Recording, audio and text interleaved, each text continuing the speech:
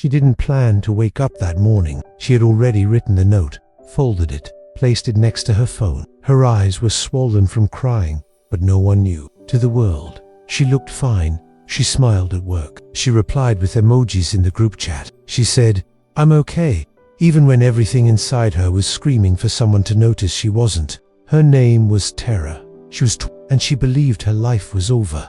It hadn't always been like this. There was a time she dreamed big. She wanted to become a writer, travel the world, help people. She had plans. But life doesn't always follow plans. It started small, missed deadlines, a bad breakup, friends growing distant, bills piling up. Then came the job she didn't love, the expectations she couldn't meet, the loneliness she couldn't explain. Every day, she told herself, just one more day, until that voice in her head changed and started whispering, "What's the point?" She felt invisible, like her presence didn't matter, like her absence wouldn't either. That night, she stood in front of the mirror. She looked at herself, not the makeup, not the smile she wore in front of others, but the tired eyes of a girl who didn't want to keep going. She whispered, "I can't do this anymore." And yet, she went to bed.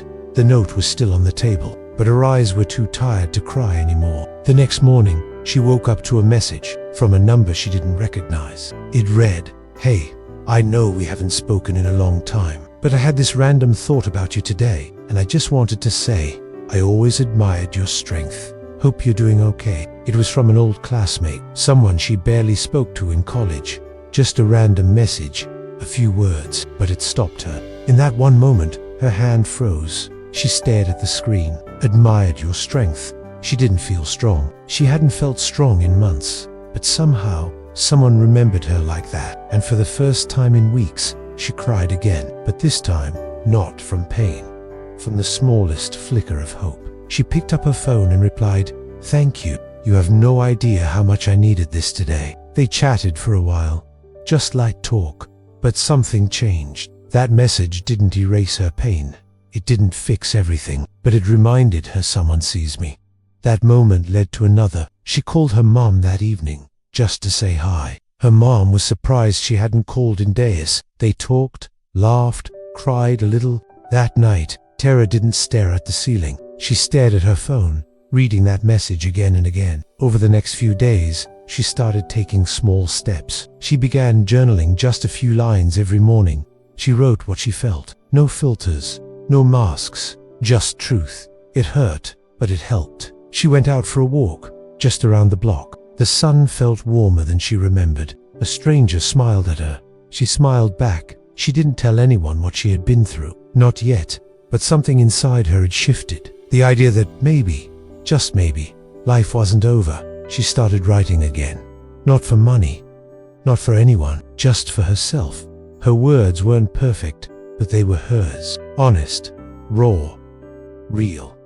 She shared one post online, just a small story about a tough week. She ended it with, "If you're struggling right now, I want you to know you're not alone." To her surprise, people responded. Strangers, friends, quiet classmates. They said, "This is exactly how I feel." Someone wrote, "I was thinking of ending everything last week, but this gave me a little light." That night, Tara sat on her bed, held her phone to her chest, and whispered, "Maybe I do matter." The pain didn't disappear, but it became softer, easier to carry. She still had hard days, but now she had a reason to stay. Weeks passed. She began volunteering at a small support group for young women dealing with anxiety and depression. She didn't speak much at first, just listened. But eventually, she shared her story. And when she did, the room was silent, because everyone saw themselves in her words. She didn't feel ashamed anymore. She felt proud, because she had been at her lowest, and she didn't quit. All because of one message. A message that didn't seem like much, but it gave her just enough strength to pause, to breathe, to wait, to stay. Sometimes, life doesn't change in big, loud moments. Sometimes, it shifts in silence, in small kindnesses, in messages you didn't expect, in smiles from strangers, in calls from people who still care. Tara learned that no one has it all figured out. Everyone is carrying something. Everyone is fighting a battle you can't see. But sometimes, all it takes is one act of connection to change the entire direction of someone's story. She still keeps the note she wrote that night. She doesn't look at it often, But she doesn't throw it away either. It reminds her of how close she came and how far she's come. And now, whenever she sees someone alone, someone quiet, someone distant, she reaches out, just like someone once reached out to her, because she knows one small act of kindness can change everything. It can save a life. It can rebuild a heart. It can remind someone that they're not invisible, that they matter, that there's still more to see, more to feel, more to live. Tara's life didn't end that day. It began again, with one message, one moment, and one simple reminder: you are not alone.